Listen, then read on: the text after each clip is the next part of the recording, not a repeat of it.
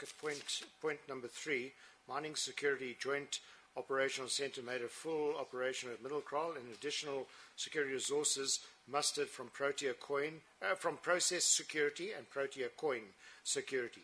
Protea resources are at present stretched to their limits via demands from other mines and clients who are experiencing similar labour unrests.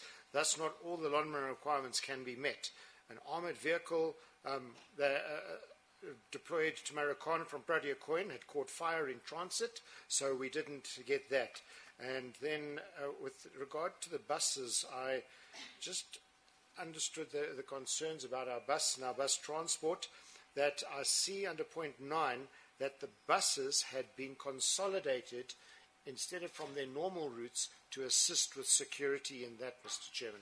I don't know if that helps the Commission, but I think those points are relevant, sir. Yes, thank you. There's also an entry further up that the armoured vehicle caught fire on route to Marikana. Yeah. So presumably that didn't arrive. Well, that's higher up. I think it was numbered. Yeah, that was one of the things that it was one that we had managed to secure. That's why we only had the 2 on the property at the time. This would have been the 3rd one, and we had others that we were trying to secure. But I think that is just to highlight what precautions and what we were doing.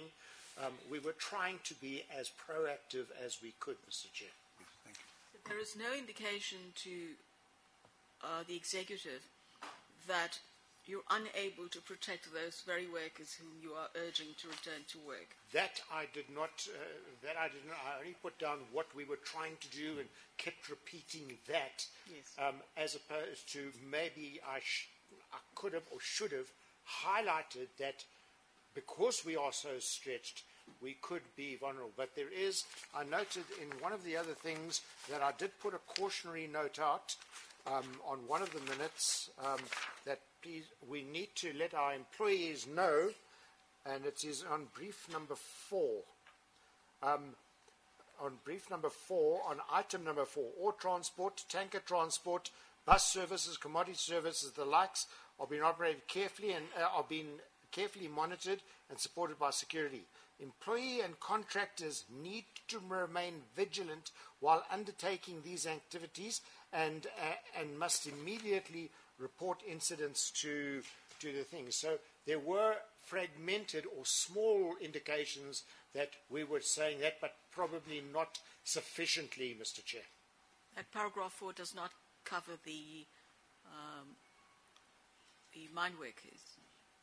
Well, employees and contractors is what I was saying. Is what I was saying in that I was trying to say to my executive, we need to try, and I know that they were saying, please, you need to be vigilant on your way. I know it was a big safety portion of our security briefings whenever we had them, Mr. Chair. Thank you, Mr. Smith. Thank you. I think the further issue, Mr. Sinclair, which you were meant to address was whether the problems with resources and the concerns that you had raised around employee safety, whether that had been escalated to higher up within Lonmin management. I'm missing your question. I'm sorry. No, that was the further question that you were asked to think about over the lunch adjournment, was whether you had escalated these concerns and your problems with resources to higher up within Lonmin management. Mr. Chair, besides these briefs that were sent out, Mr. Chair, definitely in my one-on-one conversations, in my conversations with Henry, and then with my direct reports and with the human resources and whoever we were talking to, we definitely would have said we have a concern that we cannot cover, and we made them aware that we cannot cover every eventuality, but we are doing our level best with the resources we have to go. Is that what the question was, Mr. Chair? I think the question was directed more towards Lonmin executives, whether in fact you, as the head of emergency and disaster management and security, whether you had alerted people higher up, and not those below you, but those higher up, about your challenges in relation to both resources and employee safety. Okay. Mr. Chair, thank you. We were visited on a regular basis by the executive, from Mr. Rosabello through to the executive teams were visited. We would have taken Henry, myself, or whoever, when they were visited, taken them through what we're going and what our challenges were.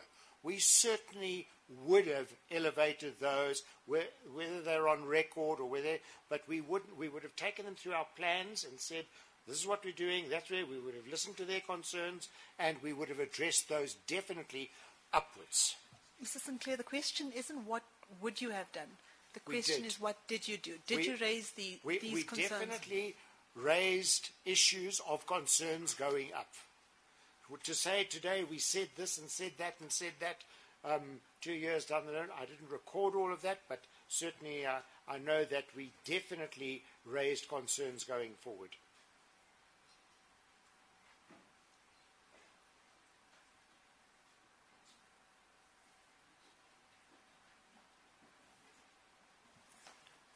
I think, Mr. Sinclair, we're running out of time, so let's deal very quickly with incident 2 and 3 as it was dealt with in the ICAM report.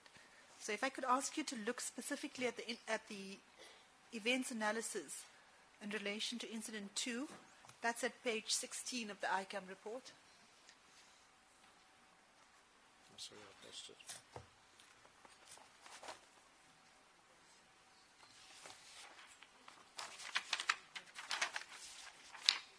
Yeah, okay. Please ask me your question again. Now, we know that that's correct. Incident 2, that's page 16 of quadruple D2. Yeah. And what we see here, Mr. Sinclair, is an analysis of, in the first red block, the organizational factors, the second red block, the task or environmental conditions, the third red block, individual team actions, and then the fourth red block is a key one which sets out absent or failed offences. Do you see that? Now, Yes. if we can begin with the first issue that was dealt with, and that's inadequate intelligence network. And what we see here is that the ICAM investigators reached the conclusion that that Lonmin has inadequate intelligence resources. And you see that in the last block under absent or failed offences. Now, do you agree with that conclusion? I don't, Mr. Chairman, I don't actually agree with what they've recorded there. That was what their findings were. We have, under our auditing department, we have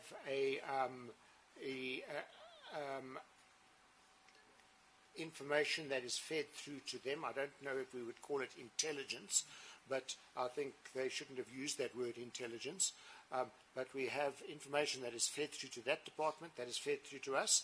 We also, Henry Blou and his teams, have information sources that are coming through, and obviously the investigators, even although we had two of our C5 sitting on that team, had not highlighted that to them, that we have that capability of doing within our legal grounds and within our structures, doing a certain amount of that. So it is not entirely correct. Now, an issue that is not dealt with in the ICAM report, which this commission has seen particularly in the last few days, Mr. Sinclair, is that there seems to have been an inadequate use of intelligence that was coming through to Lonmin. Now, we saw, for example, that there was information received from the undercover security officer on the 11th of August in relation to what was happening on the copy and the war, in the words of the undercover agent, that the strikers were preparing for. We also saw reflected in quadruple E19 reference to intelligence coming through around attacks on K4 and attacks on Safi Shaft. But what we don't see is specific action taken by Lonmin Security based on the intelligence reports. So, Mr. Chairman, I know that that information sources were coming through, and that's why the ICAM had it. I know that there were other information sources coming through. We had interaction with the SAPS, for instance, where we would exchange information coming through, and I know that Henry and his team were very diligent in dealing with that. Why it hasn't been captured in this ICAM, why it hasn't been recorded, I cannot say.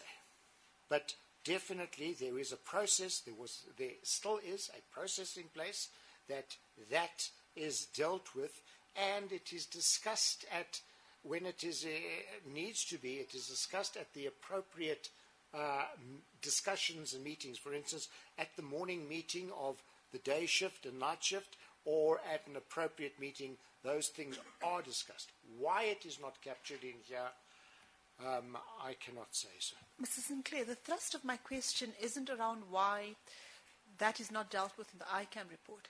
It's really around the fact that there has been evidence before this commission that there seems to be a lack of contingency planning and execution by Lonmin Security based on the specific intelligence reports that were coming through.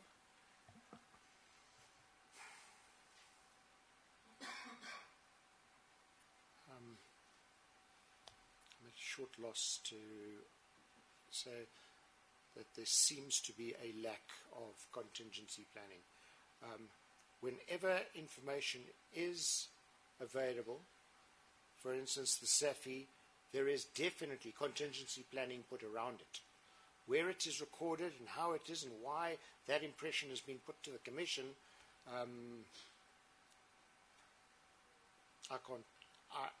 sitting here, I can't explain that. But there is definitely processes in place to deal with information coming in from the shafts, from other sources, and then appropriately dealing with it at our level. So that is in place. Why it is being captured like this, I cannot explain. If there had been action taken upon the intelligence received, then you would have been better prepared for the events of the 12th. Ma'am, I believe that, Mr. Chair, I believe that the information did come through, and we tried in our capacity, as I explained, with this huge change in events, this huge overload. We tried to take that and deal with that and put contingencies in place to deal with those. We did not succeed with all of them. Definitely, we were incapable of dealing with and getting them all. But definitely, the information would not have been ignored when we could, sir. One of the problems appears to be K4. Yes. And I understand your resources were stretched. You may well not have been able to adequately protect K4. But in that event, you should have closed the shafts. And you should have not allowed the workers to come to, like Mr. Mbebe, yes, to come to work, because you were in fact exposing him to danger. In fact, you did expose him to danger, and he died. Isn't that so? I know it's hindsight, and I understand that, but still, it is a fact, is it not? I hear it is a fact, and my understanding in our security things that K4 was effectively closed with the exception of key people that needed to go to work, and that's why they would go meet. They had evacuation plans in place. They had training. They had communication. I am concerned about the comments that I heard somewhere along the line that they weren't able to get their communication out. So they had those in place, and there was limited people going. We were patrolling the roads, anticipating that the attack would come on the roads, not in the shaft. So for us to close the shaft down with the essential services, pumping, there's certain things that we have to try and maintain. Not production and bulk work, Mr. Chairman, but limited. Now, I'm not sure that group that were going to work, were they normal shift or were they additional shift? I'm not sure of that. But I can't tell you that, but what I do know yes, is sir, that we'll find out, yes, reread the relevant sections of the evidence. What we do know is that Mr. Mbebe was fatally assaulted, yes, sir, in the car park. yes, He hadn't actually gone into the shaft itself. Yes. It was technically you would regard as the boundaries of the shaft, but he was in the car park when he was assaulted. And Mr. Janssen van Vuren was also assaulted, but he was able to hide behind a wall, and he wasn't fatally assaulted. But a very serious consequence for Mr. Mabebe that he wasn't told in advance, don't come to work, it's not safe. I hear your concern about should have been told in advance, and I concur with you. However, he was in the car park, and to us, we had never experienced an attack like that within our perimeter fences. We had it outside on the roads to work, etc. And we were focusing on that, although we were monitoring CCTV, etc., to try and manage that, as you have rightly said, with our resources that we had in place. So yes, there is concern there. Can we go to the second issue highlighted in the event analysis, Mrs. Sinclair? It's the lack of consideration of risk associated with supplier and contractor equipment and services. And just to summarize what we see dealt with under this heading, it's that we know that Lonmin did not have its own armored vehicle, and that it relied on Protea Security's 2 armored vehicles. And what the ICAM does is it identifies 2 challenges. The first is mechanical problems with one of the Protea armored vehicles, but also in relation to the other armored vehicle, that there was limited communication with that armored vehicle. And I assume that's between Lonmin Security and the personnel in that armored vehicle. That's what they have identified. I can assure you that we have firstly, just to put it into proper perspective, we have a very good communication radio system. However, there are areas that fail. 2 are, firstly, it's in some isolated areas, for instance, behind our dumps, which we are addressing. And secondly, sometimes there is a shortage of radios when we are bringing in people. They haven't had the allocation given to them. That has subsequently been addressed, but there were those circumstances that took place. However, the people in those vehicles, we definitely made sure that they were in cell phone communication, which the Protea Coin guy with whoever the Lonmin reportee was, that they had cell phone communication. And that I know was in place with the RUs and the RU supervisor team. It wasn't picked up by the investigators on the ICAM, man. The third issue, which is not reflected in this chart, Mr. Sinclair, is that there seems to have been a difficulty with the armoured vehicles not being easily accessible to Lonmin Security, that there was a protocol that had to be followed before Lonmin Security could access the Protea armoured vehicles. Mr. Chair, the vehicles were under the direct control of whoever was the field officer out there. So he was in the field. He might have not been with the CPU unit or whatever, but he was in and he was directing. We couldn't have everybody giving that person instructions or that vehicle instructions, so that's how it operated.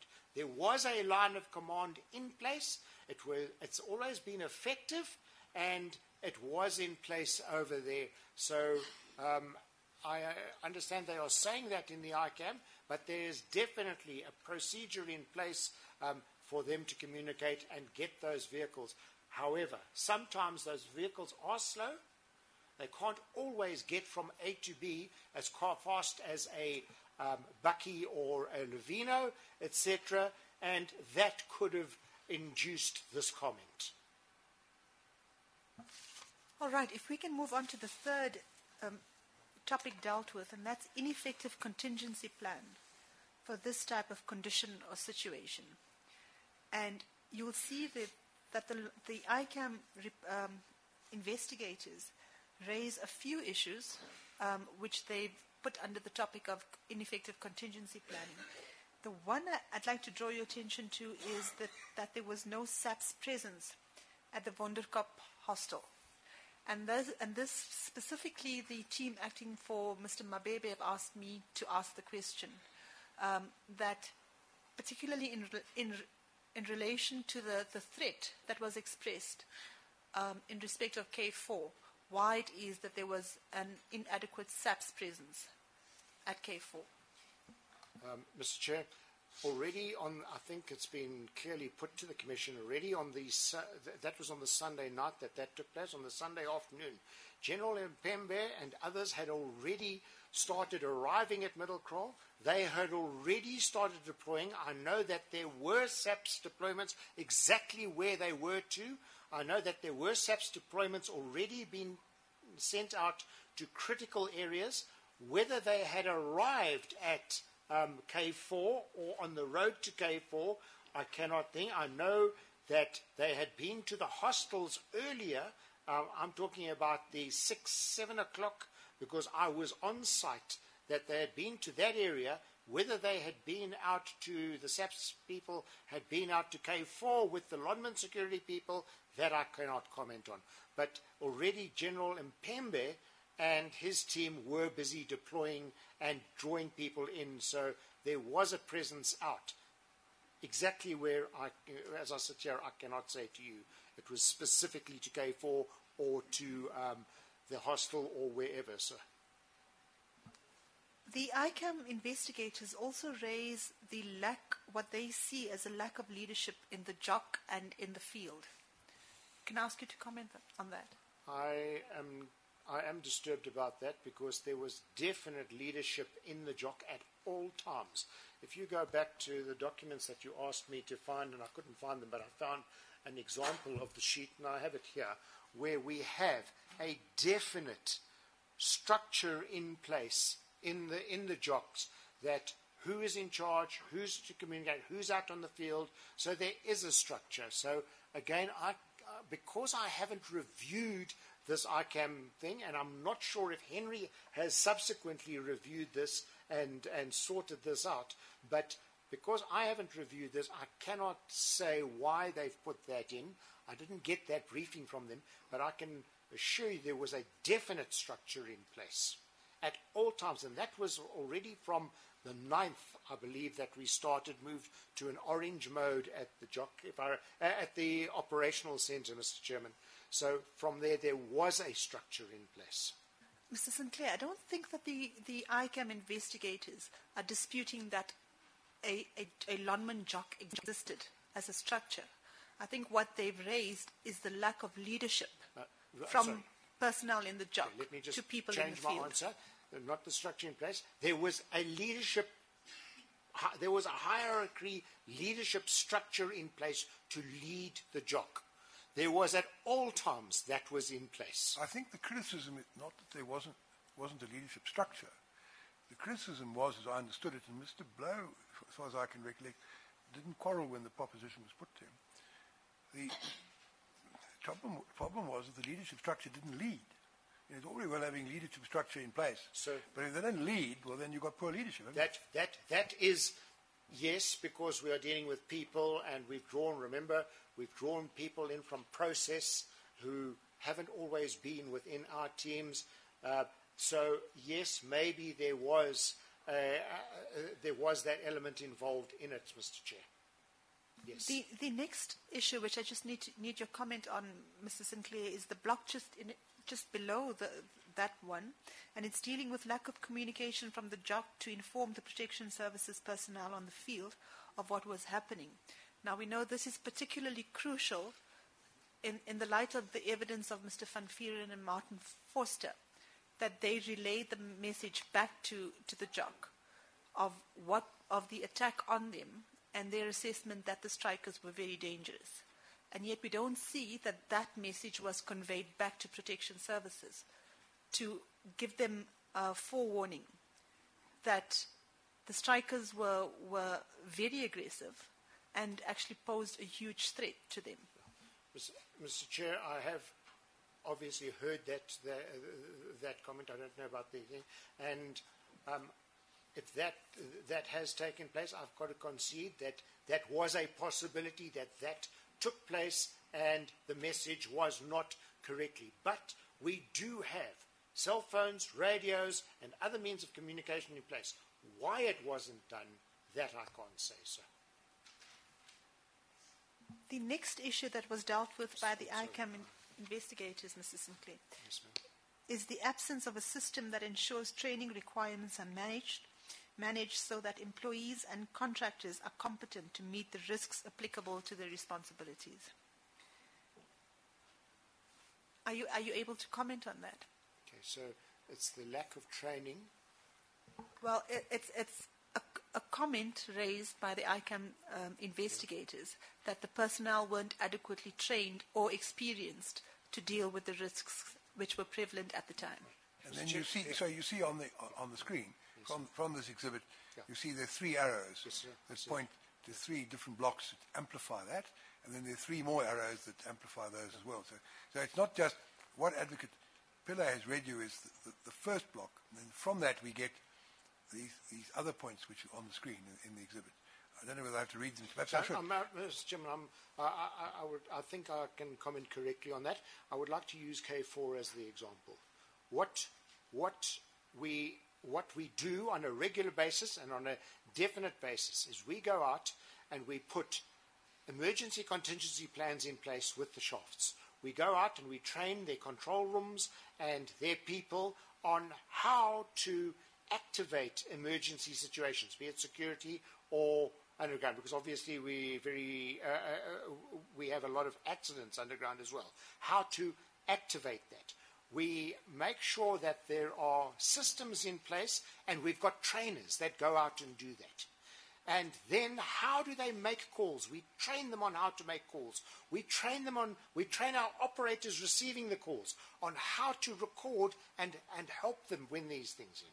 Now, because the K4, for instance, was an absolute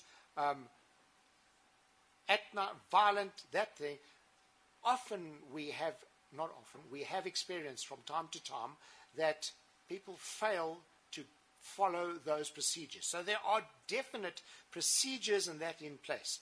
Why they failed that night, and has the investigation from the ICAM and the team that are doing it followed up to see where the shortcomings were and why we had those failures, we don't know.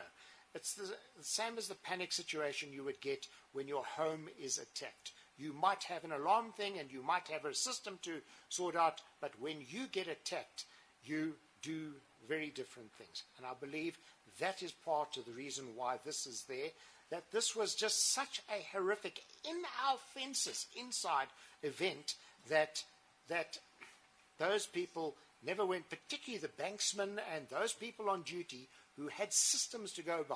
I did go back and look after the time at the calls coming in, the response calls, the times of ambulances, how the calls were handled, and I followed up through that. Some of the things were done, but the systems that we train and try and prepare our people for, there were shortcomings in that, sir. Mr. Sinclair, this was not a surprise event on the 12th. We see that the violence had started on the 10th already, and we see an escalation of that violence over a period of time. We see Lonmin Security receiving information beforehand of exactly the nature of the crowd it was dealing with and the threat posed by the crowd. So when the event happens on the 12th, it's not something which came out of the blue. It's not something for which Lonmin Security should not have been prepared. It's something which Lonmin Security knew was coming, and they had sufficient intelligence at that stage to assess the extent of the threat that it faced. Sorry, Mr. Chairperson, before the witness answers the question. Is my learned friend suggesting that Lonmin Security should have foreseen that 1,000 heavily armed strikers would march to NUM's office on the Sunday morning? Because there's no such evidence before this commission. Chairperson, on the contrary, our submission is that the information from the undercover security agent on the 11th was exactly that there was a large number of strikers who were now turning violent and were dead set on a war in order to seek revenge. Now, we say within those facts, Lonmin Security ought to have recognized the extent of the threat that it faced. That's a permissible question. What do you say about that, Mr. Sinclair? Mr. Chair, I think Lonmin Security and the emergency teams had taken cognizance of this information coming through. We had put what we perceived to be the correct things at the time in place. For instance, the patrolling between K3 and K4 in those remote areas. That was our anticipation of where, not inside the fence. And although the people at the shaft were aware that there could be something going on, when this absolutely violent attack with breaking through came through, and it was so violent, that then disrupted the training and the way they should have behaved and some of those things that took place. But certainly, I believe that we had trained, we were aware, we were trying to be prepared for that. Is that answering your question, Mr. Chair? I'm not sure if I've answered it. I won't press you to give it to alter your answer or to give more detail. Yeah. The adequacy of the answer will be considered when we write our report. But, yes, sir. Mr. Sinclair, the next issue I just need to very briefly deal with is the lack of risk or change management processes applied across the department. And just to draw your attention to a specific finding made by the ICAM investigators, that the day shift protection service commander disobeyed the warning of Deerwald Low not to engage with the crowd in the Wonderkop hostel area. And I've been specifically asked to raise with you by the team acting for Mr. Mabelani that there is no evidence before this commission that the warning of Mr. Low actually reached Mr. Mabelani or any of the other protection services officers on the day. Do you accept that? I cannot speak whether it did or not, but I understand from the evidence tabled that warning, there was a breakdown in that warning going through. Whether that is correct or not, I cannot say. But we definitely have no evidence that the warning reached the security officers involved. I do not have any.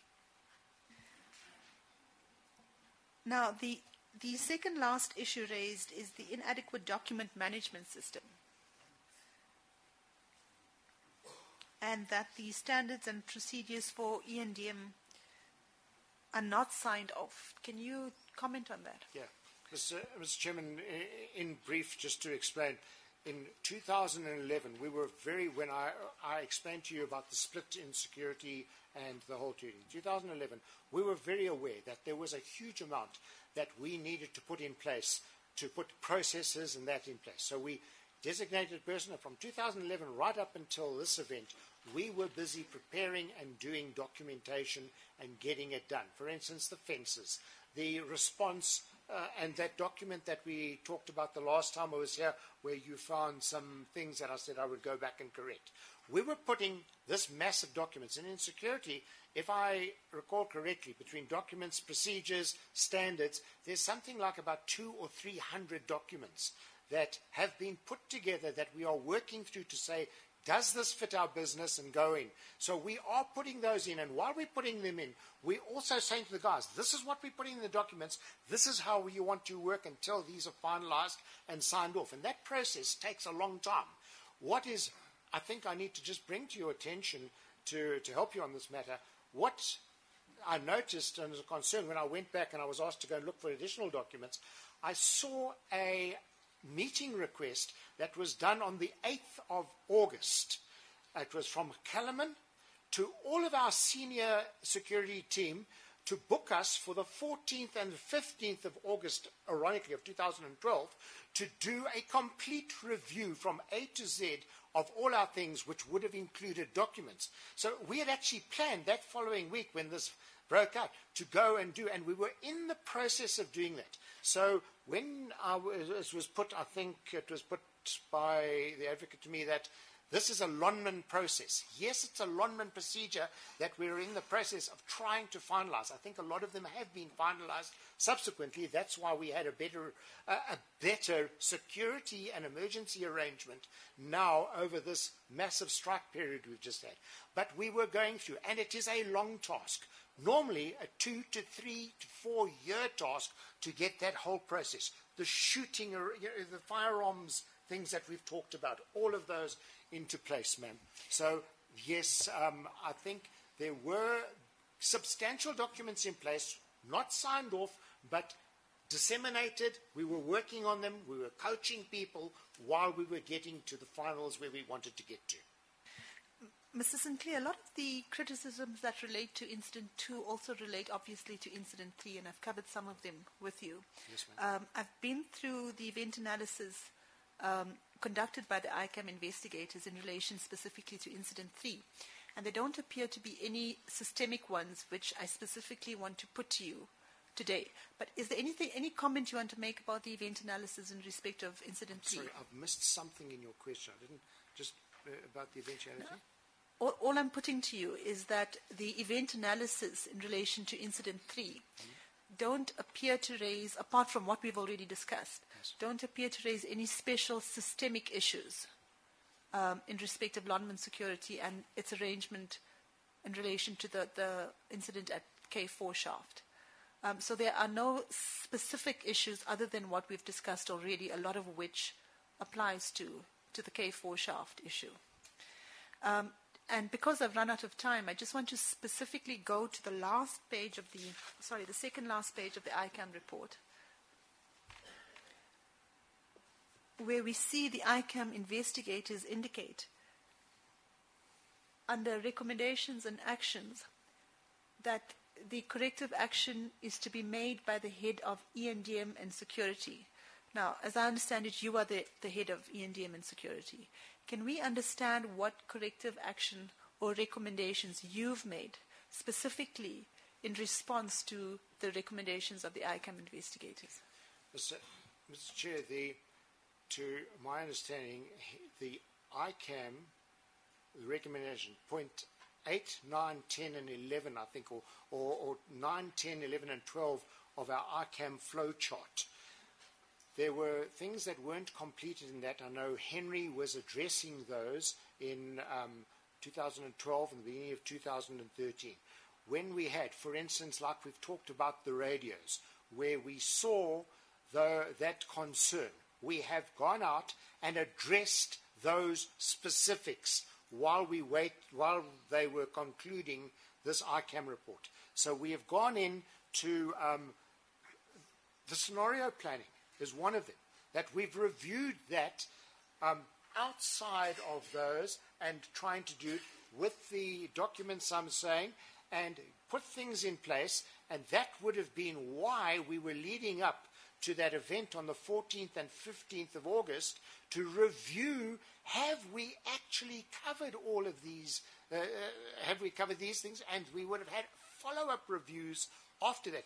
Normally we try to have 3 or 4 a year specifically to address things like this that were brought to our attention. We would immediately take an immediate action, a middle term, and then a long-term action to address them, Mr. Chair. Mr. Sinclair, you have today taken issue with a number of the findings in the ICAM report. Yes, ma'am. You say a number of them are incorrect. Now, how do you implement the corrective actions if you're not prepared to accept that there were these shortcomings? Ma'am, I didn't want to go. I had been into the ICAM team. I had, with Henry, he was in charge of it. We had assisted them on restructuring and getting focused on going because at the start they were going off on a long way. We were then taking these issues up directly with Jock Erasmus, who is their senior, and addressing any issues that came through with him without, while they were going through their process. So we took those issues whenever they came to us through those channels to address them. We also, remember, had allocated a very senior C5 to sit in that ICAM and our security, safety, and safety representative, who were continuously coming back to us and saying, this is an issue, what should we do to address it? Does that answer your question, ma'am? Are you saying that there is merit in the criticisms? Are you now saying that there is merit in some of the criticisms levied in the ICAM report? No, ma'am, I'm not criticizing. I'm saying because... No. Perhaps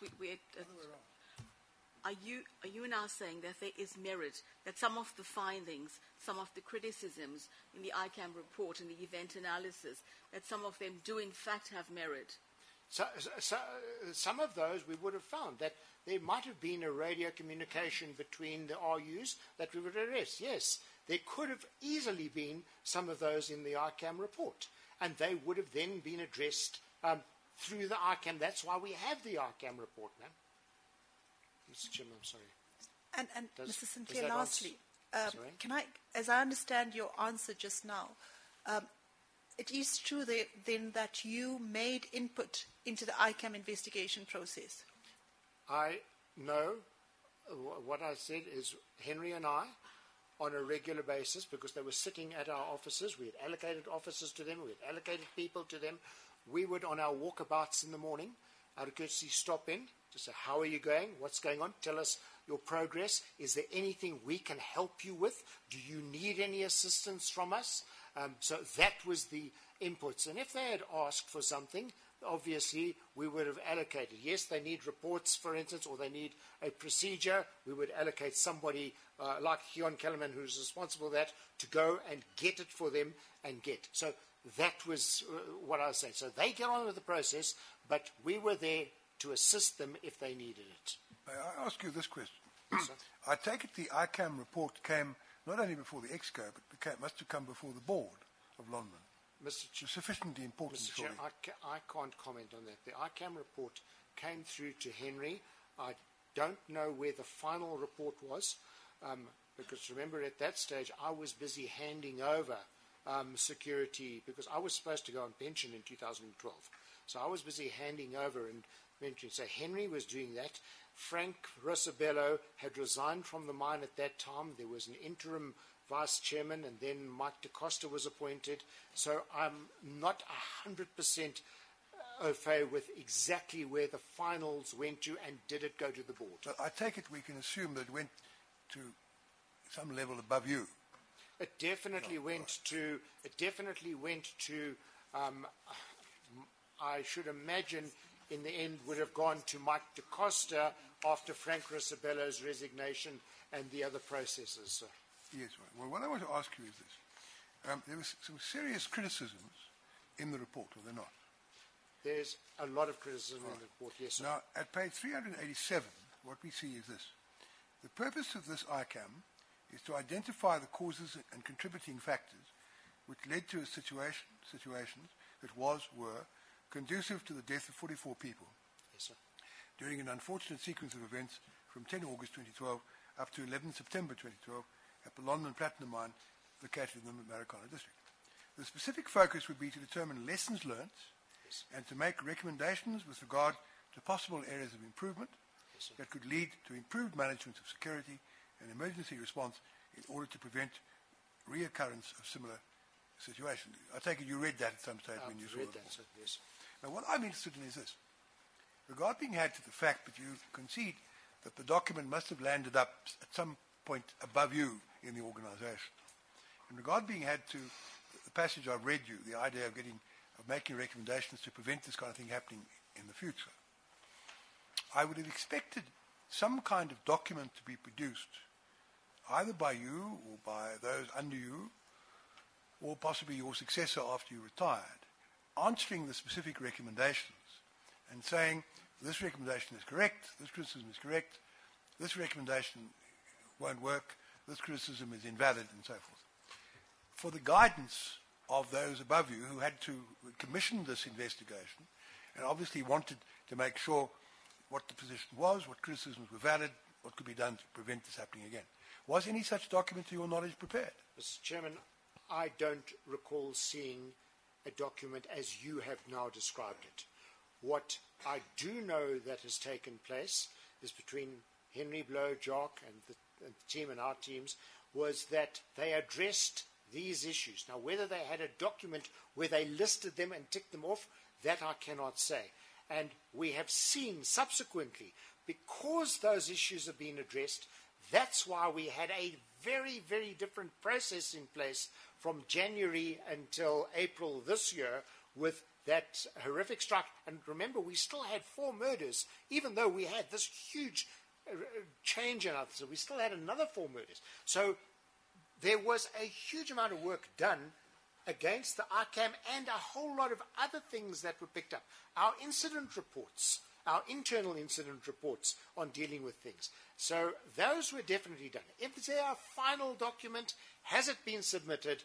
I can't comment on that. Well, perhaps we can invite the representatives of Lonmin to ask someone of sufficient seniority, a position above the position you held, to make an affidavit setting out in detail what was done about the criticisms and recommendations, which were accepted and which were not, to guide us in assessing the ICAM. Anyway, Is I don't that have to say it to going you. I'm speaking, obviously, to Lonmin's representative. Would that although go I'm through looking our at legal your- department? Yes, yes. Amos here. Mr. Van Us is here. Yes. He's nodding his head. I'm sure what I've asked for will be done. Is that Thank you, right, sir. Mr. Van Us? Thank you, sir. I'd like it in affidavit form. I'll take instructions. Thank you, Mr. Chair. Thank you. Mr. Sinclair, for the recommendations to be implemented with regard to any improved management of security and emergency procedures and responses, that would have to be sanctioned at the highest level, wouldn't it? That would have to be sanctioned, Henry, myself, Peter Drysdale. We would be responsible for doing that and then informing our direct reports. And then they would take process forward if they felt it was required. For instance, the hard-skin vehicles that we've already discussed, those documents, that would go there, and then it would go forward. Who would the ICAM report have been commissioned? Who would have commissioned the ICAM report? What I understand on this process, what I don't know, I know. It came from Mark Munro, gave directions. He had asked, has it been started? I think Jock Erasmus at that stage, who was the security head, was away. It then went to, if I remember seeing the brief, I'll tell you the gentleman's name in a sec, who was in Jock Erasmus's place. He then put the teams together, and I know there is a document that he battled to get some senior people into that team, and then the process went on from there. Henry and I he came to Henry Blou, because he had to then manage it. I then, when he needed my assistance, would assist him, and we tried to help the team work forward. That's the process that it followed. Perhaps I should also say, with the benefit of Mr. Van Us, that I would expect the document that I've asked for to contain as annexes any resolutions of the board or the EXCO. I know the EXCO doesn't always have minutes recording its resolutions, but I assume this would have been of sufficient importance to justify that. So any decisions taken at executive level dealing with the points I've made, which are recorded in writing, I would also appreciate if we could see that. Those your questions, Ms. Pillay? Those are my questions. Thank you, Chair. I think you said you wanted to ask questions for 5 minutes, clarifying a point. Ms. Pillay has dealt with the point you raised, but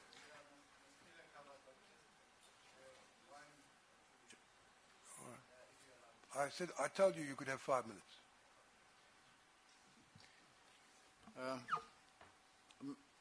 Mr. Sinclair, don't you find it strange that on the 12th, there was, according to your logbook, there was a chopper, there was a Nyala, police Nyala, there was a police Kumbi, and in the run-up or at the time when there was an attack on the two securities, we don't have any information on exactly what happened to what I call a resource, these resources that were available for that day. Mr. Chair, I can't define what duties the chopper had been allocated that day. That obviously was controlled from the Jock. The Nyala, I don't know whose Nyala. Is that an SAPS Nyala? Where the SAPS Nyala was when that took place, I'm not sure. Was it at Eastern Platts? Because there had been, my understanding, there had been the security teams had moved to Eastern Platinum for a call out there, which turned out to be what we believe is a decoy firm. So I don't know exactly where the Nyala was placed. The police combi, and I don't know where the police combi was with the, and who was it? A POPs? Was it who? I am not. I don't know where those were with our people, with our teams. I don't believe that they were with our teams at the time, is the information that I recall. Yes, thank you. It would be helpful if you just answer the question. The question is it not strange that you have all of these resources and that at the critical moment there is no communication with these resources? We don't hear anything about resources. They are nowhere to be found at a point where they are needed. That is the question that I'm asking. Mr. Chairman, if those resources were on the property, it is extremely strange that there's no communication with those resources. I think that's the answer. Yes. Extremely strange, and I don't have an answer why. Yes. I think that's your question, Mr. Member. The second question is, you say at K4, by the time this happened, there was a large contingency of police. Now we know from the record that there was communication about an impending attack on K4. Don't you find it strange that... We've had this before. What the witness finds strange isn't going to help us. Surely we must make findings ourselves. I can understand. You're really arguing your case with the witness. Okay. It's okay. What what I would like to ask is whether, because the witness indicated that General Mpembe was there, everybody was there, whether there was any communication about this to the police, to the large contingency of police that was there. But if you disallow the question, it's okay. Now, I'm going to ask you because there is... you set out the question. Is it in the form for him to be able to answer? Well, sir, Chair, if you allow him to answer, it's okay. If you don't, it's still okay. I want to know, are you satisfied that you formulated the question in a way which is sufficient for you to get the answer that you wish to obtain from the witness? If you are, then we get him to answer. Otherwise, put the question crisply so he can give a crisp answer. All right. Okay. In your evidence, you said that the police were deployed at the hot spots in the evening. Can you give a comment on why, after notification of the impending attack on K4, K4 was not regarded as a hot spot that evening? Mr. Chairman,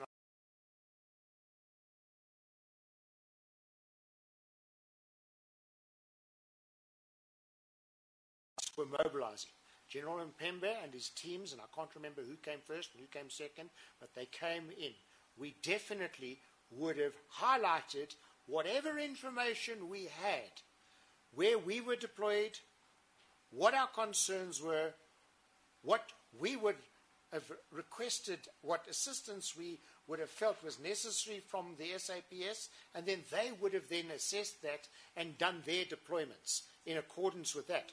And, for instance, I know that although K4 became a really tragic event with one of our employees' life lost and a few people injured, the hostel and K3 area was an even bigger concern to us that particular day, because there were far more people. We knew that they were things, and we were patrolling the roads, as I've already said.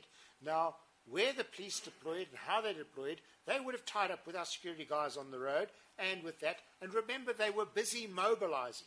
So they had people coming in.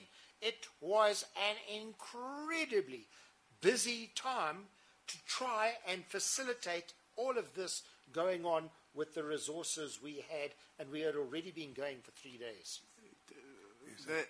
The witness is not answering questions, Chair. I don't want to know what was happening. There is an impending attack on K4. There's a large contingency of police. Why is Lonmin not informing the police that we have an impending attack at K4? That is what I want to know. That's the question. What he puts to you is that you never informed the police that there was an impending attack on K4. Were you aware of the fact? I know one of your workers got some information which he passed on to it is said to security. We don't know who in security. But were those who were dealing with the police giving them information, were they aware of the fact that there was what's being described as an impending attack or a threatened attack on K4? And if they did know that, why didn't they tell the police? That's basically the question. I'm very confident that when the police were coming in, when they were in the jock, where we had our concerns, that information would have been passed on to the police for them to go. To say it was given to that person in that form, I cannot here say. But definitely, whatever information, because we had our planning sheets up, and the police would have come in and said to us, give us an update, give us a sit rep, so that they could start their thing. So definitely K4 would have been told to them that we have information about this, we are doing this, we are doing that. And there would have been comment on how should we address it from there on. But what those outcomes are, I can't recall. Were any minutes kept of what happened in the dock? So what was conveyed to the police, for example?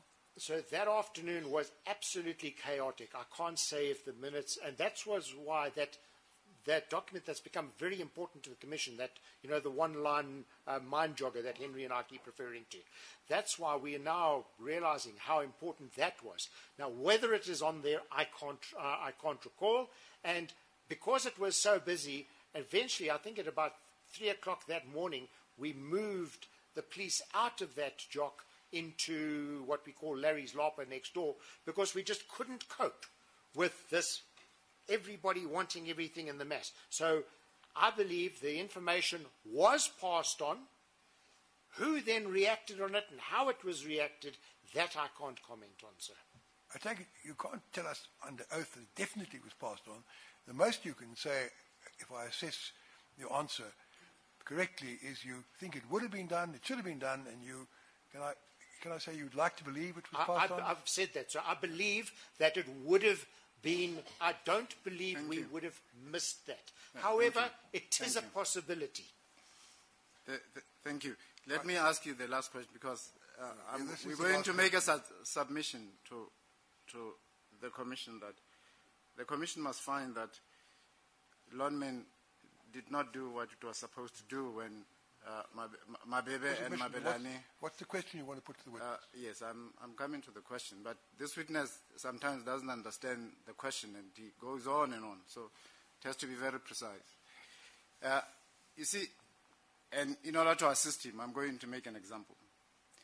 If, as an employer, you know that at a particular place there's a rockfall, and 2 of your employees actually had to run to flee because of the rockfall, and you know that there are other employees who may not be knowing, going to the same shaft, you have an obligation to go and rescue them from probable danger. Now,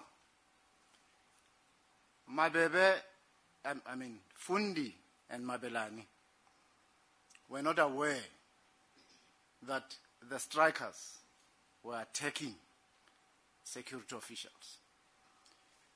Where Lowe and Foster were attacked is 3 kilometers from where Fundi and Mabelani were attacked. And I want to put it to you that the employer in that 3 kilometers had an opportunity to actually go to Mabelane and say, you are facing danger. Don't face this crowd. That did not happen. And that obligation rested with Lonmin. What's your response to that, Mr. Chairman, the distance between Lowe and them was probably about 800 meters. It was in a very confined space. It was at the hostel. The distance between Lowe and our deceased colleagues. Yes, was 800 was meters, not plus or 3 minus kilometers. 800 or 900 I must confess, that was my impression also from my memory when we were there. But there was some evidence. No, it's about 8 or 9. I know the area extremely well. Okay. I think you probably they had communicated with, we hear from the radios and that. The security guys that had come in from the bottom, under whoever was in command, had made the thing that they were competent, capable, and okay to go and stop those marchers coming through to them. That I understand from what I have read and what I've reviewed that they were very competent that they were able, with their shotguns and rubber, be able to stop those guys advancing. That turned out, and we know what happened and why it happened, because these guys just kept coming. They had been exposed to that on many occasions. That's why they made that decision. They had stopped people before in those circumstances and had that repelled. Now that... Sorry to interrupt you. You're actually busy on another point. I understand the point you're making, that they were effectively overconfident, and their overconfidence was based upon what had happened successfully in the past. I understand that. Yes. But Mr. Rampelli is asking you a slightly different question. He's concerned about what he described really as a lack of communication. The fact that what they would have done if they'd got the warning is really what you're dealing with. But he's dealing with another matter. He's suggesting to you that there was a duty for the Lonmin staff who knew about the attack on Mr. Lowe and his colleague to inform Mr. Mobilani and Mr. Fundi that had happened, so they could then make a judgment based upon that information, amongst others. What's your answer to that? Especially, Chair, if you look at the first briefing, it was not only the Lonmin miners that were involved. The first briefing clearly indicates that you had Lonmin miners, but you had other miners from outside. So obviously, it is a complete different situation. Yeah, but your concern is that Lowe and his colleague didn't tell Mobilani either directly or via the central people centre that this had happened, and therefore they should be specially on their guard. I think that's basically your point, isn't it? What's your response to that? I don't know whether they got the message or didn't, but I understand that they didn't. And they should have got the message, yes, from directly via the radios or via the telephone or via the call centre. So you're you're effectively agreeing with the point being put to you that they should have got the message. You don't know whether they didn't, but if they didn't, they should have. Under that intense circumstances that day, with this thing happening, why they didn't get the message, that I can't comment on. That's something we'll have to look at in due course. Yes. Thank you. I think those are your questions, Mr. Rampelli. Is it now time for re-examination? But it's 3 o'clock. Mr. Van As, how long are you going to be in your re-examination? 10 minutes, Mr. Chairperson. Well, should we have a cup of tea first? Good I think idea, we all take in and the witness too, I should imagine, we appreciate it. We obviously enjoy your re-examination better if we do that. Adjourn for 15 minutes for tea.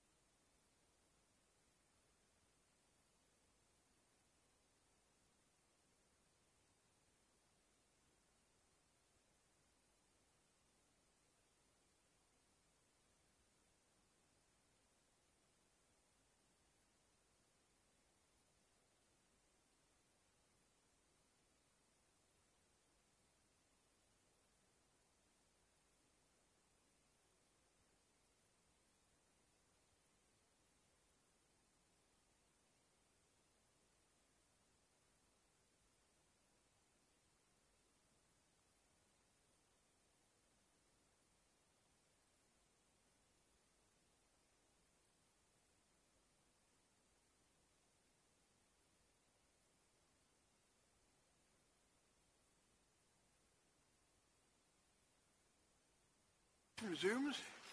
Mr. Sinclair is still under oath. Mr. Vnas. Thank you, Mr. Chairperson. Mr. Chairperson, can we please have exhibit quadruple G 6.3 on the screen?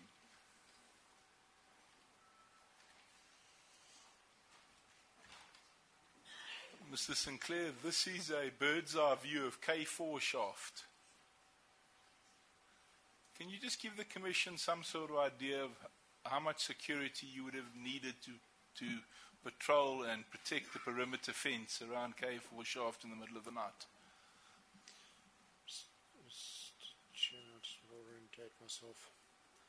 The incoming things.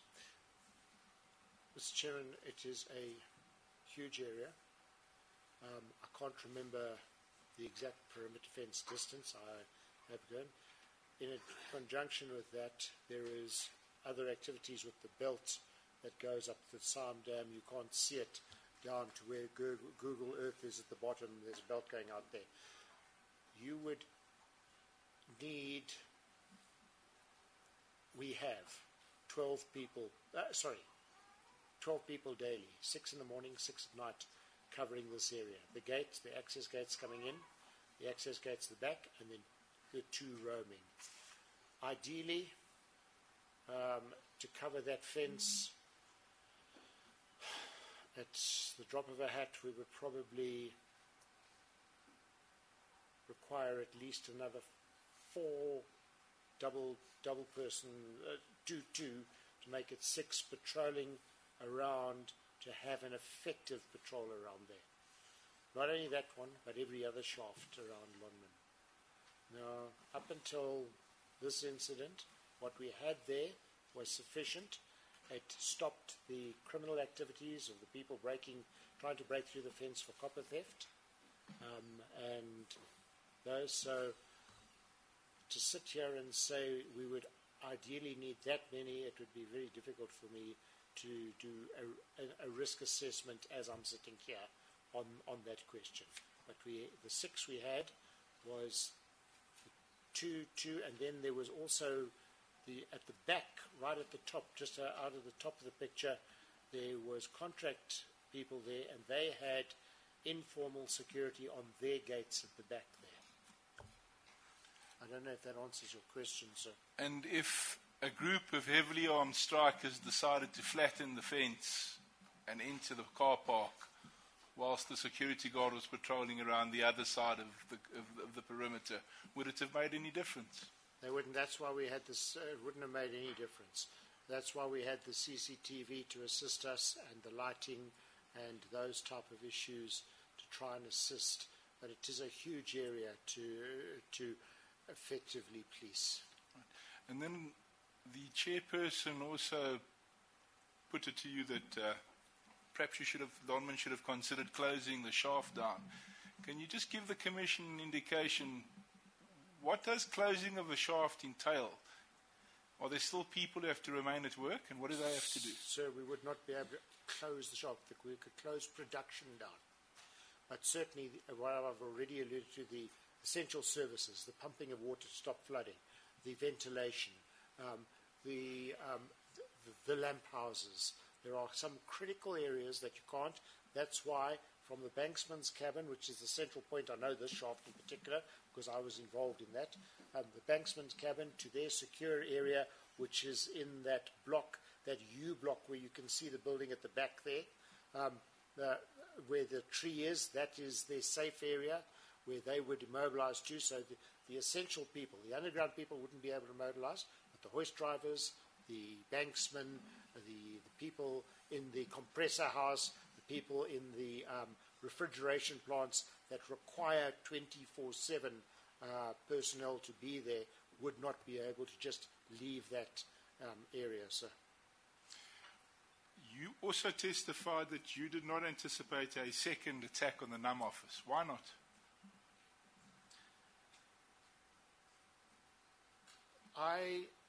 The NUM, for an attack on the NUM office. The NUM office to me, was a small building with a couple of offices next to the satellite police station.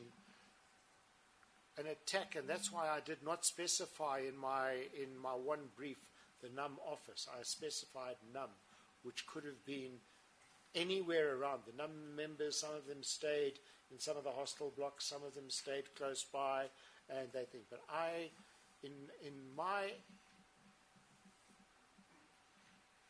my estimate, with the information coming to me, didn't expect anybody to come down, go out and go to that NUM office and do anything to that actual office.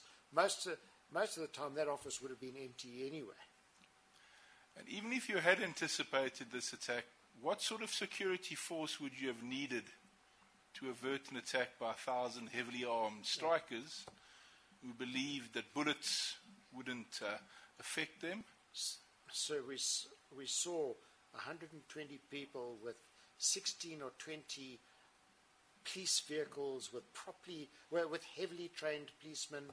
So I cannot say what sort of size force we would have needed to stop that that operation. I think we would have to really go into a full team effort to come up with that number of what size we would need. But it would, where that attack was just completely blatant. They're coming through to attack, and they are not going to stop with that amount of people. You cannot stop. And you were also accused of, or Lonmin Security were also accused of displaying a lack of leadership. Had you ever experienced something like that before? Mr. Chairman, the team that I've worked with, including those from the thing, they are extremely committed. In fact, if you have a look at one of my briefs, you will see how I've said that through to our executive about how committed, how driven they are, and how focused they are on their job.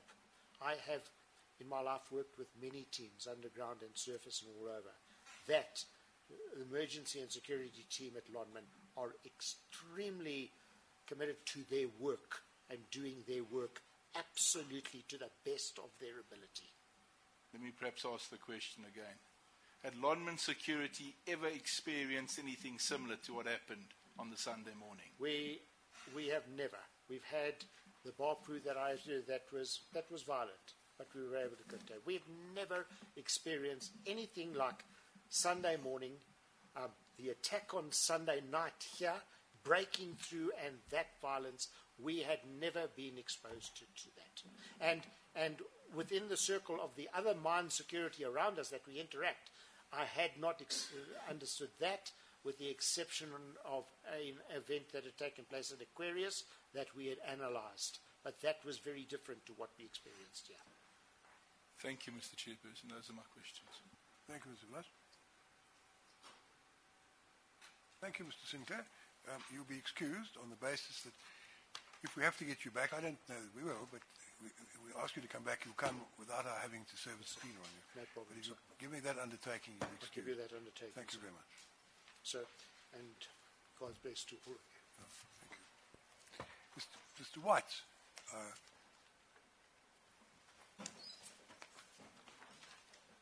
Sorry, I actually incorrect. I should ask Ms. LaRue. You recall Mr. White, do you? Yes, Chair. Perhaps if we could just have a minute for Mr. White to arrange his files where he's going to be seated. Sorry, we decided to settle court by 4. Use a little bit more time. If the witness can arrange his files without our adjourning, I'd appreciate it. But I'm sure we won't he can. expect him or you to do anything until he's ready.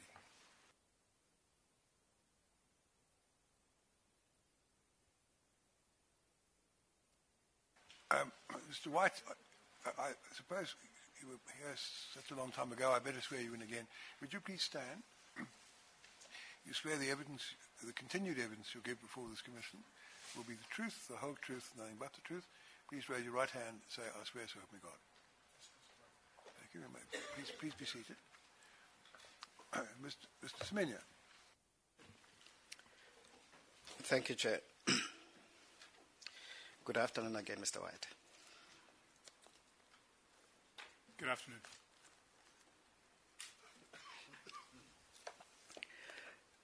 Now, having seen the visuals of the 16th, just moments before the shooting at Scene 1,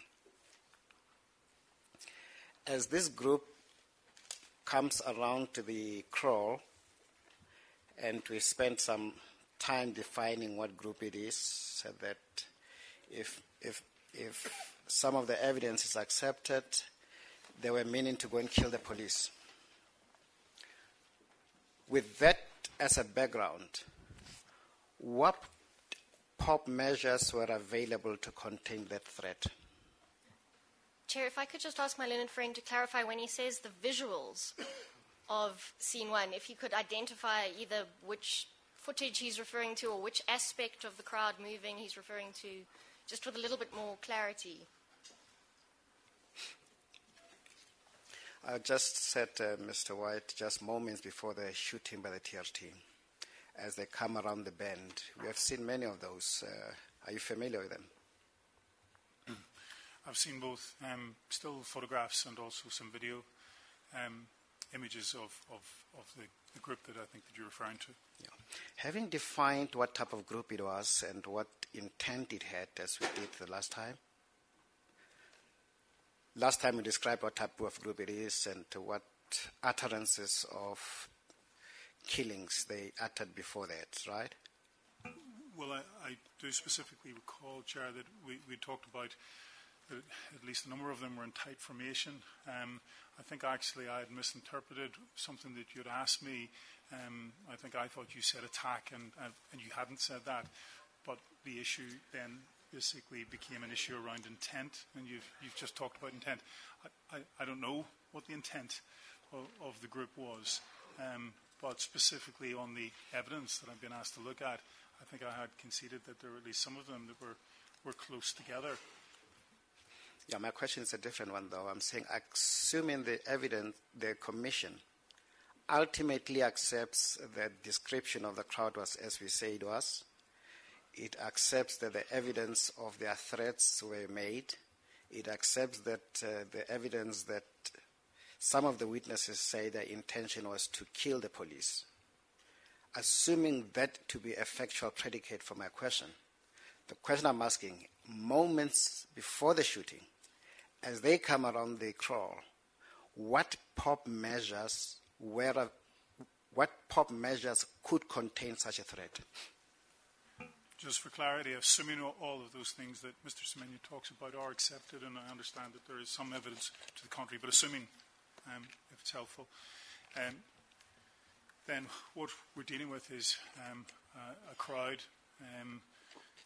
who are armed, as I think we've said, with sharp, traditional and dangerous weapons.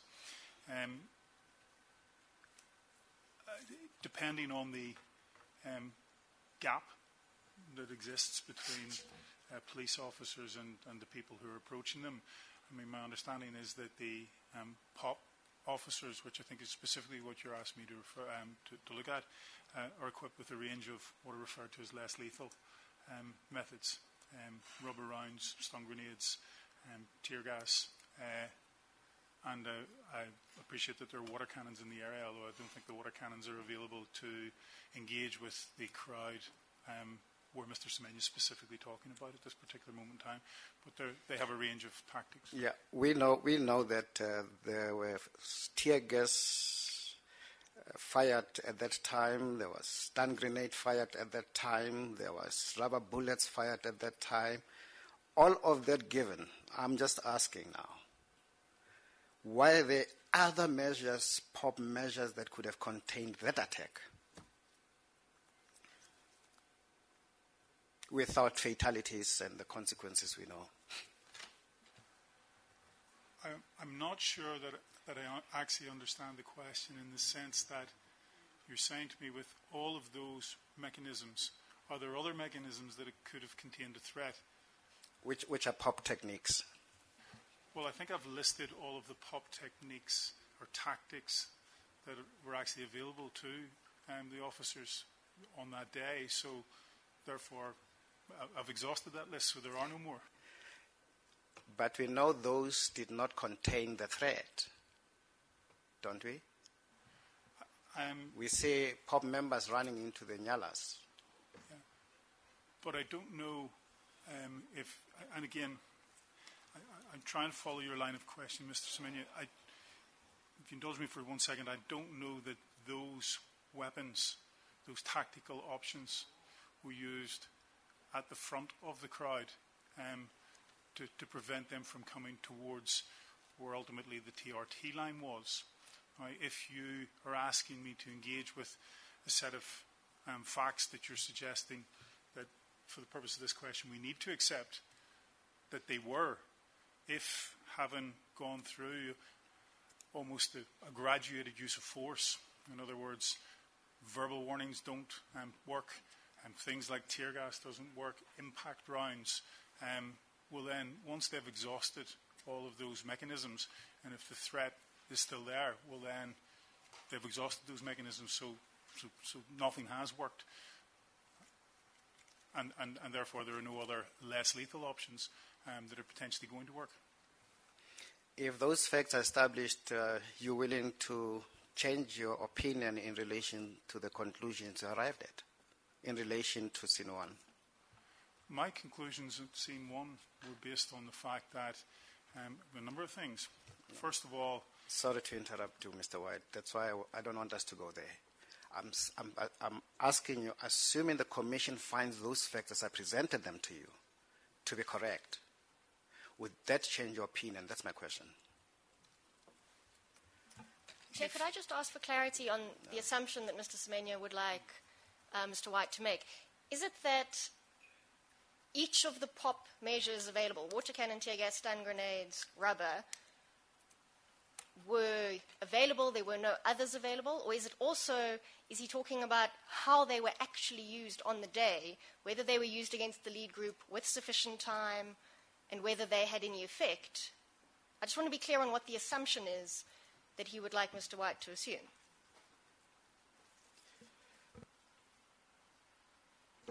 Mr. White, do you have difficulties with my question? I'm grateful for Mr. Lou's interjection with regards to just getting absolute clarity so that I can give absolute clarity to you by way of answer. I would have also said, could you please just clarify for me which assumption you're asking me or which criticism you're asking me to change? No, I'm operating with limited time. You remember we took the... Sorry, can I interrupt you? Perhaps in the hope of shortening things, can I ask the question slightly differently?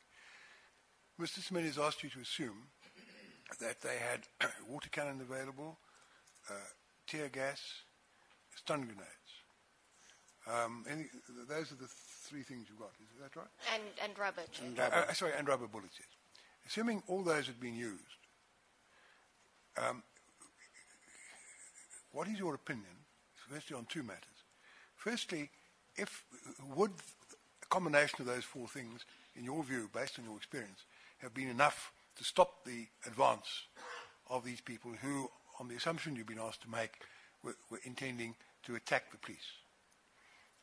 Would they have successfully, in your opinion on the probabilities, I take it, been able to ward off this attack by a combination of those four things?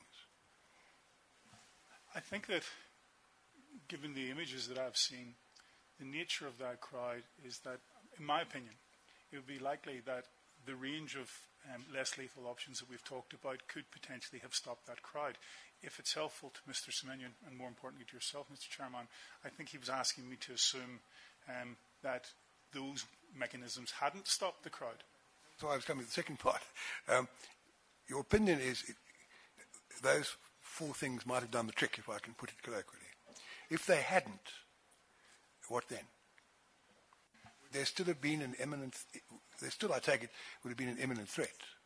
Would there have been any other way which could have been employed by the policeman concerned, the POP, to prevent the threat being implemented? Well,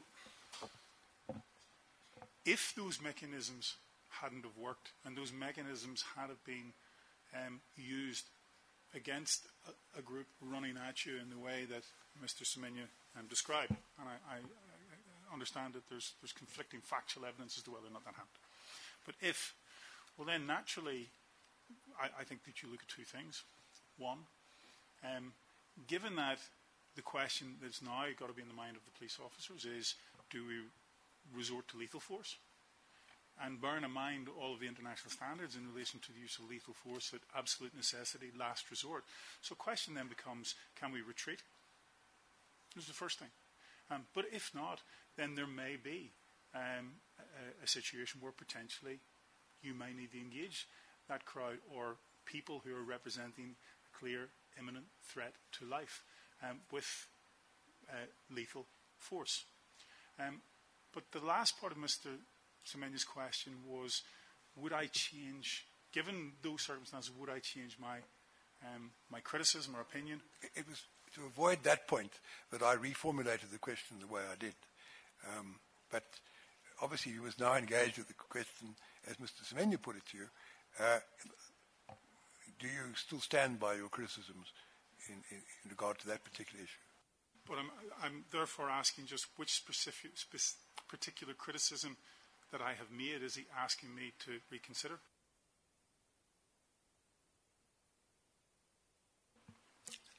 Let's go it piecemeal. We do see POP members run away. Is that what should be encouraged to happen in those circumstances?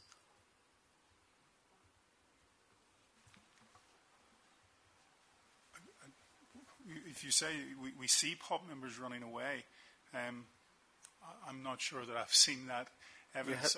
I'm not disputing. I'll accept then if it's helpful that POP members run away. Are you asking me, if you're asking me, should that be encouraged? That's the decision for the officer to make themselves in terms of what capability do I now have to engage this threat? Because we certainly wouldn't ask, I don't think we'd ask a police officer basically to stand there where there's an imminent threat to his life and he couldn't do anything else about it. So, I mean, one of the issues that you do give consideration to in relation to the use of lethal force is the potential for retreating. No, except if they're able to retreat and that way they can avert any harm, that is what the law requires them to do. That's not what I'm asking. I'm asking as an expert that when confronted as a police POP members by a threat as we describe, you would encourage all of them to run away because they can use no other measure beyond the rubber bullet as we concluded. Forgive my interrupting you, but, I'm not sure that question is helpful because the law of self-defense is if you can run away, you must run away. If some people are approaching you to attack you and you can run away, then the law, as I understand it, says you must, generally speaking. And, of course, this is a little bit removed from the facts of our matter because the POP people did run away. They jumped into the Nyalas. What then happened, in fact, only one POP man stayed in position, and that was Kuhn. As we can see in the videos. What then happened was they came on, the strikers came on in the direction of the TRT people, who were the ones who fired. So, I don't want to interrupt on cross-examination unduly, but we've got to bear in mind what the facts are. No, except, Chair, that's why I'm qualifying the question by saying, Mr. White, I want to examine whether there is a police technique that we should be recommending before self-defense is really there now, i.e., when there's imminent threat and the facts are there for self-defense and private defense, we know what the law says. I'm excluding that. I want to see if there's an intermediate police procedure you know about where we should encourage them to run away. No, I think the reason I was trying to establish as to which particular of my criticisms that you were asking me to revise is that, but my one of the key criticisms I had was in relation to how this event was planned, and I'm not trying to widen this out. So specifically, I made criticisms in relation to how the POP officers were backed up by a line of 60 TRT officers. Now, I would say to you that if the POP officers, in accordance with the plan, as the Chair has pointed out, had to withdraw to their Nyalas, the next tactic was that they would be confronted with a line of TRT officers. I was critical of that at the time, and even with the question that you put to me, I remain critical of that. So if your question was, which of my criticism, would I revise those? No, I wouldn't. Let's forget what I asked in the past and let's focus on what I'm asking now. Even if the TRT people were POP officers in that line, what POP measure would they employ to thwart the imminent threat on their lives?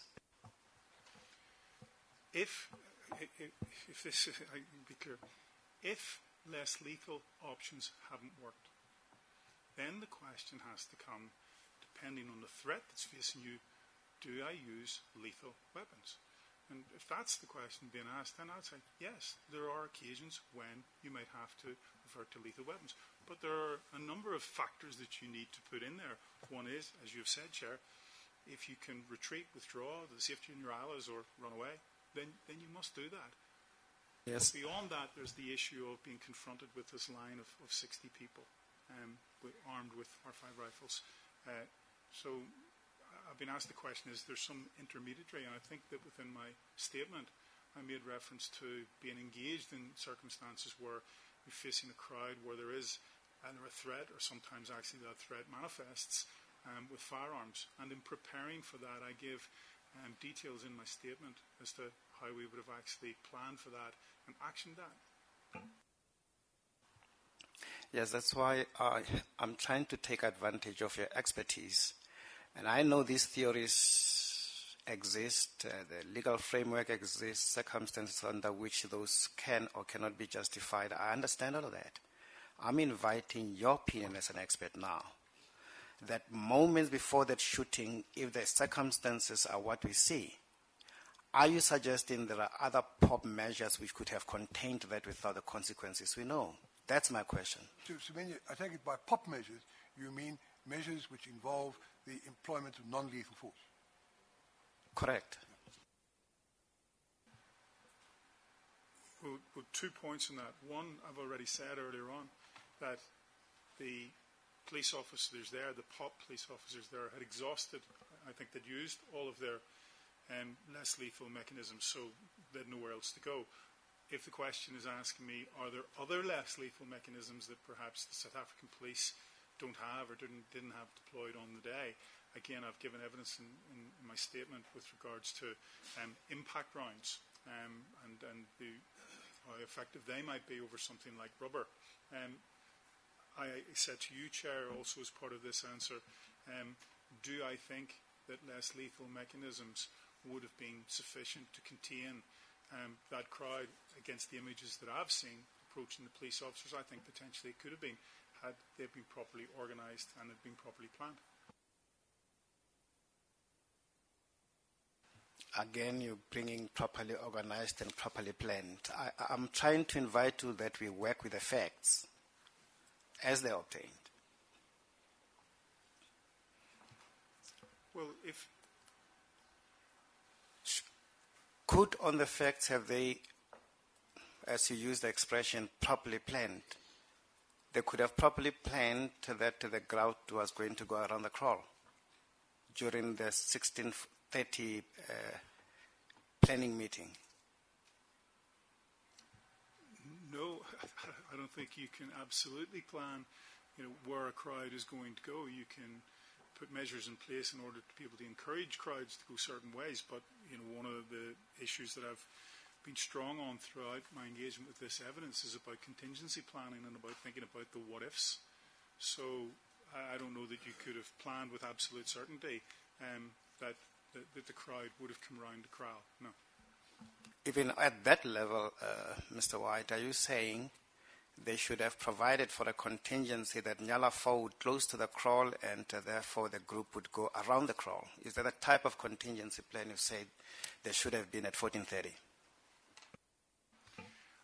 I think, Chair, in fairness, what Mr. Semenya is now asking me to do is basically almost do something that I think that the policing expert for the SAPS has criticised me for, which is using the benefit of hindsight. I've been asked to sort of look at every eventuality that happened and say, should there be a contingency plan for it? My criticisms in relation to planning for this particular event was that there were certain things that I think were predictable that weren't necessarily planned for you cannot plan for every single eventuality. My criticism in relation to the planning for this exercise was that it was deficient, considerably deficient, in that I don't think that there was anywhere near enough attention given to the things that could have been planned for and reasonably foreseen.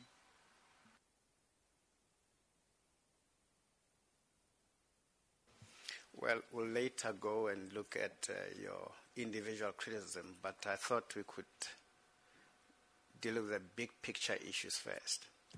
Can I rest on your expert opinion to say, on all the available evidence that you have seen, you did not come across anything that suggested there was a plan by the SAPS to execute people on the day?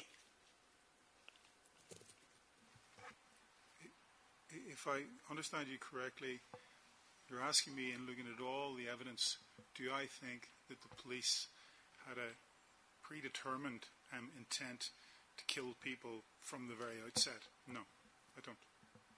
There is no such evidence that points to that conclusion, am I right? I certainly don't see that as the evidence. That's not how I engage with it. Now,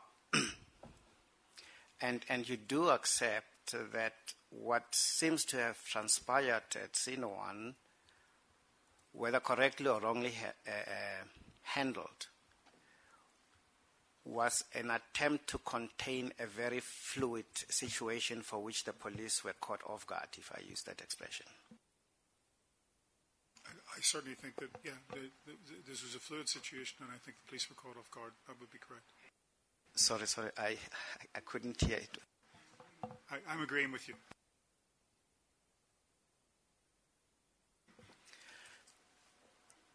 Academic writers who write on crowd behavior, I see that they always emphasize that this type of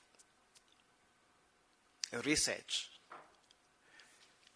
is context and social specific. You need to know what community you're dealing with before you can describe whether or not a particular crowd is acting consistent with predictable group behavior. Am I right?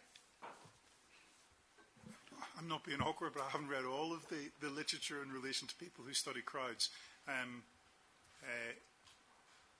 Whether it would be fair to say that you have to know the crowd, I think it always helps. I mean, certainly from a professional policing point of view, it helps significantly if you understand the type of community that you're dealing with. And at times it has their own social nuances.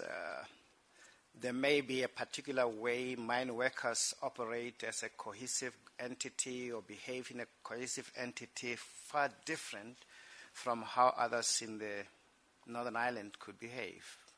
That's a fair statement to make. I don't know that I'm qualified to answer that, Chair, to be honest with you. I say that I don't actually know that I'm qualified to answer that question, if I'm being honest. Your opinion about whether the challenges that the SAPS had faced were of a particular kind, you ought reasonably to have known a number of things. Let me cite them in sequence. The level of police training there was to deal with that issue. Would that be a relevant factor? I think that would be relevant. Did you, as a matter of fact, know what training was had by those who were to contain this operation? In the evidence that was provided to me on the original hard drive, there were documents that related both to policy training, the type of training, and also my recollection is that there are training records in relation to my specific focus was on the people who were involved in planning, commanding, and running the organisation, the operation, I beg your pardon, as opposed to the individual officers who were physically within the units. But yes, I engage with evidence of that nature. Were you satisfied that the police who were to manage the operation in Marikana had adequate experience and training to do so? I I think one of the criticisms that I made was that specifically in relation to the planning for the operation, the chief planner did not seem to have a significant background in public order policing, and there was also then very little evidence to suggest that he had been substantially assisted in the planning by people who did. Apart from, that's where I'm going, apart from the fact that the plan compiler was a Colonel Scott, did you form a view or an opinion that there was inadequate experience and expertise on POP issues to be associated, to be doing that planning of that operation? Yes, effectively I did form that opinion, Mr. Chairman. You formed the opinion that? I stated this in at some considerable length in what's referred to as my final statement. I appreciate that it wasn't my final statement in the end, but that actually I did feel that Lieutenant Colonel Scott was placed in a difficult position in so much as I questioned whether or not he was the right person to have been the chief planner in so much as given his background. I point to a number of issues that I think that his judgment may well have been questionable, not in terms of his professional ability. I'm sure that Lieutenant Colonel Scott's a very capable officer, but perhaps in a slightly different field. And then I also made comments with regards to the limited input of other officers who would have had much more public order, command and planning experience. Yeah, we're going to deal with your report in relation to those elements. I'm just trying to ascertain, is it your opinion that the total sum of expertise and experience on POP matters was during the planning of the operation there or not? Yeah, I think I've made that clear. That, yes, I do think that in terms of the planning, there was an inadequate engagement with experienced public order commander stroke planners. Okay. Now, I know you're very critical of the plan for the operation, particularly Stage 3. Apologies, Mr. Smith, I didn't just hear the end of your sentence. Yeah, I say I'm quite alive to the fact that you were critical about Stage 3 in a whole permutation of its manifestations. I'm aware of that. But I want us to break it in part so that I am clear what your professional opinion is on the matter. Are there POP elements missing in the plan that was adopted 1430 on the 16th of August 2012? When you say are there POP elements, what do you mean by elements, so that I can be... So that if brief? there were POP members who were rigorously interrogating this and they spent the whole 5 hours talking about it, they would have included things missing in it. Well, I think in the first instance, there's the issue of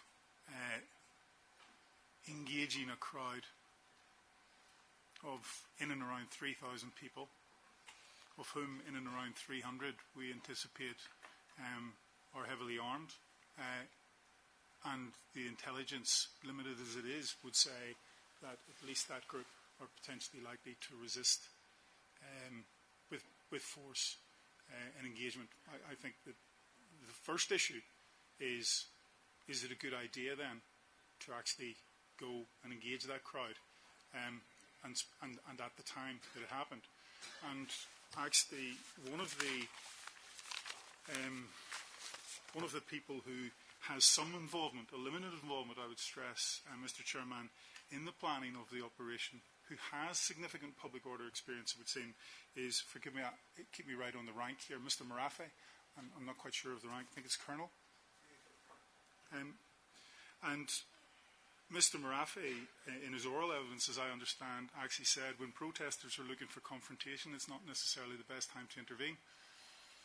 So given what the limited intelligence actually says, and given the number of people on the hill at that time, I would question, whether or not the whole basis of the plan in terms of do we go and do this and do we go and do it now was well conceived.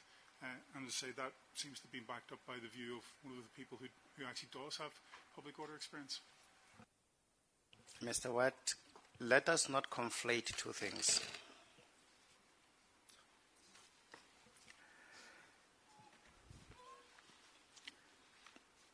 There are two things. You can either say the proper avenue, given all of those facts, lack of intelligence and 3,000 people, etc., the decision to go on stage 3 is wrong. That's one thing. But you can say, having decided to go through with that operation, given those facts, there is something inadequate in your planning. And I'm trying to explore the second. Okay, then forgive me. Then let's look at the second. The way that it was planned was that stage 3 was to some extent a bit of a continuation of stage 1 and stage 2. Stage 1 was the negotiation, stage 2 then was a sort of a more show of force, and then stage 3 was to be this proactive. I think I wouldn't use the term, but the term that seems to be used within the evidence is going tactical. Now, at stage 1, when the police first arrive close to the copy to do the negotiation, we see a reaction from the crowd, and there's evidence to suggest that people come forward, including, I think it's Mr. Nocky, comes forward and is aggressive. But I think I have congratulated the tactic of the use of negotiators, Mr. McIntosh and so forth, and they managed to get that situation calmed down. In the interest of brevity, rolling on through to sort of stage 2, when the police up the profile somewhat, i.e. that the Nyalas that have the wire appear, not that the wire is being deployed at this stage, this much earlier, but again, the police make an action and we see a reaction from the crowd. People come forward again expressing their frustration, concern, and threats are actually issued. Then what happens is, at the beginning of stage 3, the idea is that this wire will be rolled out, which Lieutenant Colonel Scott says is a defensive measure to protect the police and the media, a safe holding area, effectively. And what he said is that, as I understand, is that the wire will be rolled out, and then at the time choosing after that of Mr. Callitz, who's the operational commander, then he would give a warning. So Mr. Scott talks about that the wire should be rolled out simultaneously, very quick, without warning, and in some respects he goes on to talk about it's nearly sort of a case of, to use the phrase, shock and awe, and there'll be a sort of psychological intimidating factor around this. And I would say that, A, based on the evidence that I've already given, in a public order situation, it tends to be that when the police take an action, there will be a reaction to that. And this is why I say I think, I'm sure Mr. Scott is a very professional officer. His background is in the Special Task Force. His background is in, I'm sure, therefore, planning for firearms type exercises or operations. So I think he misjudged what the potential reaction might have been when the wire went out. Not only that, by the evidence of some of his colleagues, it was totally inappropriate for the wire to have been rolled out that way. And I think both Mr. Callitz and also Mr. McWelly, I think police officers, they then instigated the rollout of the wire consecutively and give the rationale and the reason for doing that. And I don't argue with the rationale and reason for doing it. So I'm giving that to you as an example whereby Colonel Scott, who's the chief planner in this, I think makes certain assumptions which actually if you look at people who are much more used to dealing with public order, they took a different view in this. Mr. White, with respect, and I can understand why you're going and explaining yourself. My question is a very straightforward one. If there was a plan in terms of Standing Order 262 that there must be a written plan for a POP operation, okay? My question is, and the decision has been made to go and disarm, as you put them, 3,000 people. What would you expect to see written in that written plan that you find missing in this this operation that was verbally given? Sorry. Apologies, Chairman. That puts me in a difficult position. And it puts me in a difficult position because if I was a senior police officer engaged in this operation, then I wouldn't have been doing, I would not have been following through in this act. So Mr. Semenya is asking me a question saying, but the fact remains that the decision has come from on high, that this is what we're going to do. What would you expect to put in the plan?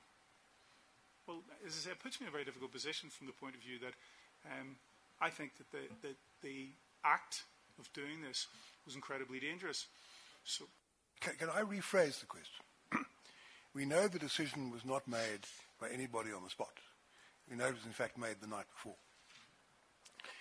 The real question is this: assuming that the people in the JOC-COM are faced with a decision from on high, an assumption which is justified on the facts, and they're told they must execute it, is it possible for an appropriate, responsible, relatively risk-free plan to have been worked out? You see, I understand Mr. Semenya's question has got two parts. I understand the first part is you say that the decision was a bad decision. On the other hand, if one assumes that the decision is a given, there's nothing you can do about it, is it possible to implement the decision in an appropriate, relatively risk-free way? If the answer to that is no, well then there are no elements, I take it, which one can suggest to improve the plan, because in any event, the plan is going to be fundamentally flawed. But Mr. Semenya, as I understand, is asking you, are there elements, are there things that can be suggested which would have improved the plan, which in fact was the plan which was on the table and accepted by the JOC-COM? Were there things that could have been suggested which would have improved the plan and made it possible to implement the decision which had been taken by other people? And I think, Chair, it comes back to the hub of the matter. You've very helpfully broken this down into two. Going back to the first part, so if the decision is made on high that we're going to do this, is there anything that can be done basically to make this risk-free? Well, the reason that I said that I think it's a bad decision to go and do it at that time is because that obviously leads to the second issue, which is, this is, if you do this, it is inherently high risk, so don't. Now, if it's helpful, then if we move on and say, well, magically, I'm now forced in a position that I need to do this, and maybe there might have been circumstances in which the police may have had to go in. If, say, for example, a fight had broken out on that copy between rival groups, and there was a right to life issue, the requirement to protect life, well, then the police would have to go in. It's very difficult for me to sit here and simply say, well, if you did this, it would all be fine. What I've done in relation to this evidence is engaged very carefully with that plan as it was set out, and I've said in relation to various aspects of it, I think that this tactic, this approach, this particular part of the plan was questionable, and here's why.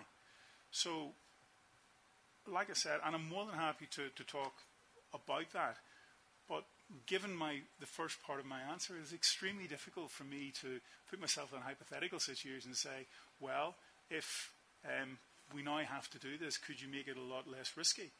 I think it would have been a lot less risky, but this comes back to the point that I'm making around being critical of particular tactics, would have been a lot less risky in relation to the potential requirement for the use of lethal force if you didn't have a tactic of lining up 60 people with rifles. Mayor, can we take this debate on? Can we continue the debate tomorrow morning? Indeed, Chair. So we will adjourn now until 9 o'clock tomorrow morning.